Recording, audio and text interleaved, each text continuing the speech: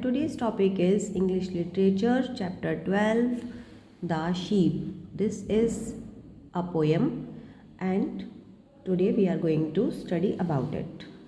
Animals are very useful to us. In this poem, you will read about a sheep. Animals हमारे बहुत काम के होते हैं और इस पोएम में हम sheep के बारे में पढ़ेंगे कि वो हमारे किस काम की है. Lazy sheep, please tell me why in the pleasant fields you lie, eating grass and daisies white from the morning till the night. Everything can something do, but what kind of use are you? Nay, my little master, nay, do not serve me so I pray. Don't you see the wool that grows on my back to make your clothes? Cold and very cold you would be if you had no wool from me. True, it seems a pleasant thing to nip the daisies in the spring, but many chilly nights I pass on the cold and dewy grass, or pick a scanty dinner where all the commons brown and bare. Then the farmer comes at last when the merry spring is past, and cuts my woolly coat away to warm you in the winter's day. Little master, this is why in the pleasant fields I lie. This poem is written by Anne and Jane Taylor. Okay, so let's get the meaning of it. Poet क्या कहना चाह रहा है? वो ये बोल रहा है कि तुम लेज़ी हो. शीप को बोल रहा है वो कि तुम लेज़ी हो और मुझे बताओ कि यहाँ पर तुम क्यों रहती हो सारा दिन. प्लेजेंट फील्ड्स, इतने अच्छे अच्छे मैदानों में क्यों रहती हो तुम. सारा ये घास खाती रहती हो, डेजीज़ खाती रहती हो वाइट वाइट, और सुबह से लेके रात तक तुम यहाँ पर क्या करती हो. Everything can something do, but what kind of use are you. सभी का कोई ना कोई यूज़ है, लेकिन तुम्हारा कोई भी यूज़ नहीं है. तो शीप ने बोला, ने माय लिटिल मास्टर, ने नहीं मेरे जो यंग मास्टर, ऐसा नहीं है. Do not serve me so I pray, ऐसा मत समझो जैसा तुम कह रहे हो.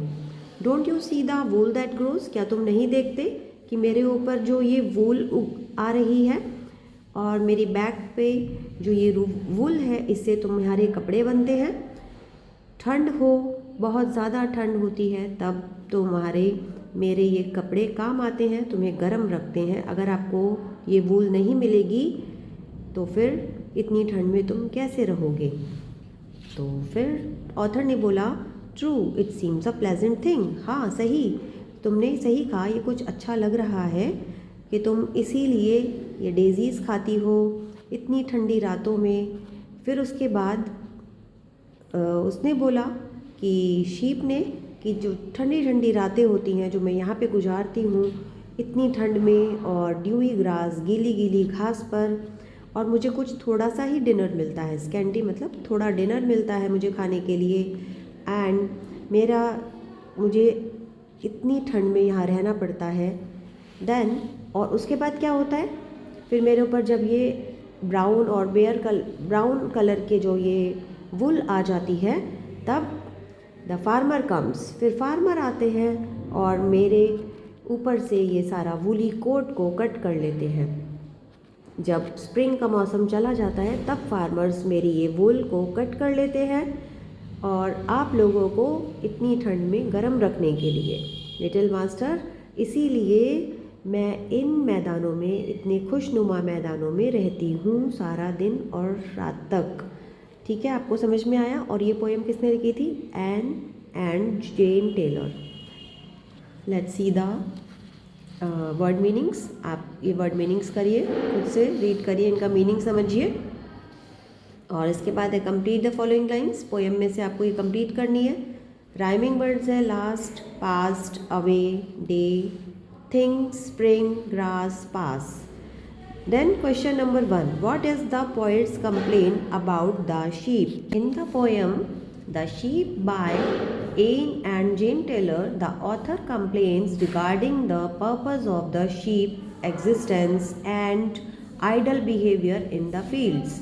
ठीक है, ये this is the answer of first question. Next question is, what does the farmer come to cut the sheep's woolly coat? When does, कब आता है farmer उसका woolly coat कट करने? The farmer comes to cut the sheep's woolly coat after spring season to keep humans warm during winter. Okay? And the next question is, what does the sheep provide to save us from cold? The sheep provides wool to save us from cold. These are the question answers. Okay students, now we do this exercise. We get wool from the sheep. हमें sheep से wool मिलता है, तो हमें बताना है कि ये सब चीज़ें हमें किस किस से मिलती हैं. Milk, cow, egg, hen, leather, alligators, wax, bees, silk, silkworm. Okay, so this is the chapter.